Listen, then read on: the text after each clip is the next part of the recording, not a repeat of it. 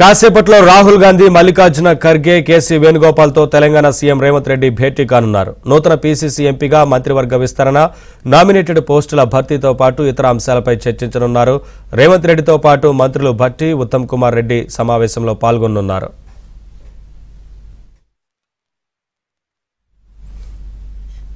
Updates మా correspondent Satish live ద్వారా అందిస్తారు.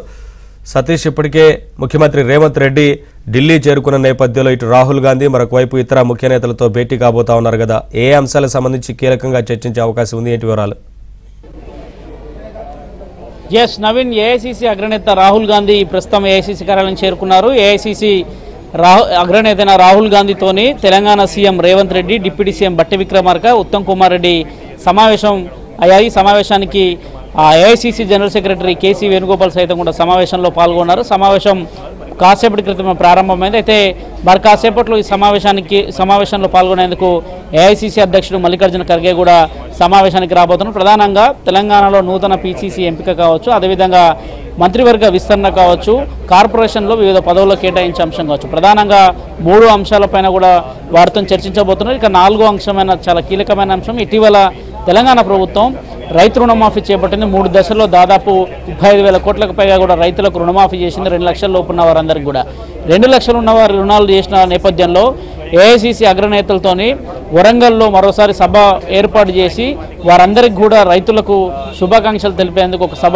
ఏర్పాటు చేయబోతున్నారు. రాహుల్ గాంధీని సభకు హాజరు కావాల్సిందిగా, అదేవిధంగా ఏఐసీసీ అధ్యక్షుడు మల్లికార్జున ఖర్గేతో పాటు ఏఐసీసీ అగ్రనాయకురాలైన సోనియా గాంధీని కూడా ఈ సమావేశానికి హాజరు కావాల్సిందిగా కూడా వారు విజ్ఞప్తి చేయబోతున్నారు. ప్రధానంగా 4 అంశాలపైన చర్చ జరగబోతుంది. మొదట నూతన పీసీసీ ఏర్పాటుకు సంబంధించి ఇప్పటికే పీసీసీ ప్రెసిడెంట్ సీఎంగా ఉన్న రేవంత్ రెడ్డి పీసీసీ పదవి కాలం ముగిసి కూడా దాదాపు 1.5 పై రోజులు అవుతుంది. అయితే నూతన పీసీసీని ఎంపిక చేయాలి, రానున్న స్థానిక సంస్థ ఎన్నికల్లో ముందుకు వెళ్లాలంటే కొత్త రథసారథి ఉంటే బాగుంటుందనేది కూడా కాంగ్రెస్ యోచన చేస్తుంది. అందులో భాగంగానే పీసీసీ ప్రెసిడెంట్ పదవిని వేరే వాళ్ళకి ఇవ్వాల్సిందిగా కూడా రేవంత్ రెడ్డి ఇప్పటికే తన పదవికాలం ముగిసిన నేపథ్యంలో అధిష్టానం దృష్టికి కూడా తీసుకొచ్చారు.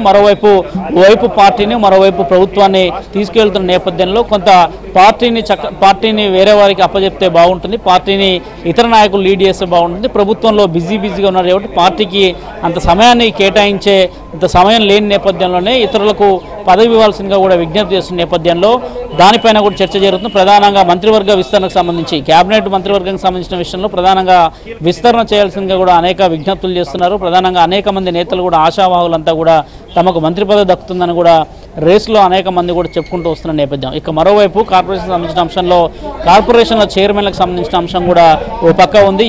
ఇప్పుడే కాసేపటి క్రితం ఏఐసీసీ అధ్యక్షుడు మల్లికార్జున ఖర్గే కూడా కాంగ్రెస్ కార్యాలయానికి చేరుకున్నారు. ప్రస్తుతం రేవంత్ రెడ్డితో పాటు బట్టి విక్రమార్కతో సమావేశం రాహుల్ గాంధీ నిర్వహిస్తున్నారు.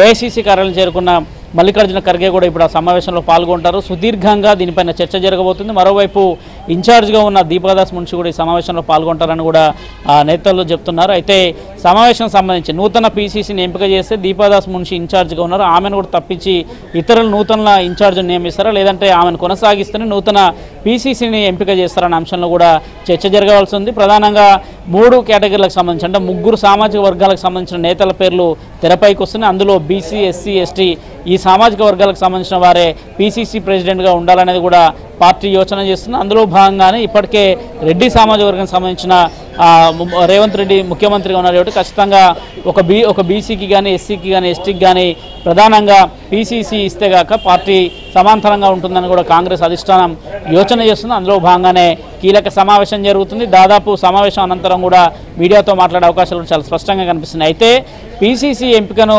వీలైనంత త్వరగా కూడా పూర్తి చేయాలని కూడా విజ్ఞప్తి చేస్తున్నాం. చాలా రోజుల నుంచి కూడా పీసీసీ ప్రెసిడెంట్ ఎంపిక అనేది పెండింగ్లో ఉంది. ఆశావాహులంతా కూడా ఎదురు చూస్తున్నారు. నూతన రథసారథి ఉండాలనేది కూడా కాంగ్రెస్ అధిష్టానంతో పాటు రాష్ట్ర నాయకత్వం కూడా భావిస్తున్న నేపథ్యంలో ఒక కీలక సమావేశం అయితే అగ్రనేతలతో జరుగుతుంది. దీనిపైన పూర్తిగా స్పష్టత వచ్చే అవకాశం ఉంది. మరోవైపు ఢిల్లీ పర్యటనలో ఉన్న సీఎం రేవంత్ రెడ్డి కేంద్ర మంత్రులను కూడా కలుస్తారని కూడా సమాచారం అందుతుంది. కేంద్ర మంత్రులను కలిసి కేంద్రంలో రాష్ట్రానికి రావాల్సిన అనేక అంశాలపైన కూడా చర్చ జరగబోతుంది. ప్రధానంగా అయితే రైతులకు సంబంధించి రాష్ట్రంలో మొదటిసారిగా రైతుల రుణమాఫీని 2 లక్షల వరకు పూర్తి చేసిన నేపథ్యంలో ఒక సభను ఏర్పాటు చేస్తే బాగుంటుందని కూడా రాహుల్ గాంధీకి చెప్పే ప్రయత్నం చేస్తున్నారు. ప్రధానంగా రాహుల్ గాంధీని సభకు రావాల్సిందిగా కూడా విజ్ఞప్తి చేస్తున్నారు. వరంగల్లో గతంలో డిక్లరేషన్ సభ పెట్టారు, రైతు డిక్లరేషన్ సభ. ఆ సభ సందర్భంగా రైతులకు హామీ ఇచ్చారు, ఆ హామీ మేరకు రుణమాఫీ చేశారు. ఇప్పుడు అదే సభను ఉద్దేశించి అలాంటి సభనే పెద్ద ఎత్తున కూడా కాంగ్రెస్ పార్టీ ఒక సభను పెట్టాలని యోచన చేస్తుంది. దాదాపు 5 లక్షల మందితోని ఈ సభను ఏర్పాటు చేస్తే బాగుంటుందని కూడా నేతలు ఆలోచన చేస్తున్నారు. అందులో భాగంగానే రాహుల్ గాంధీని సభకు రావాల్సింది కూడా విజ్ఞప్తి చేయబోతున్నారు. Naveen, thank you Satish, thanks for the updates.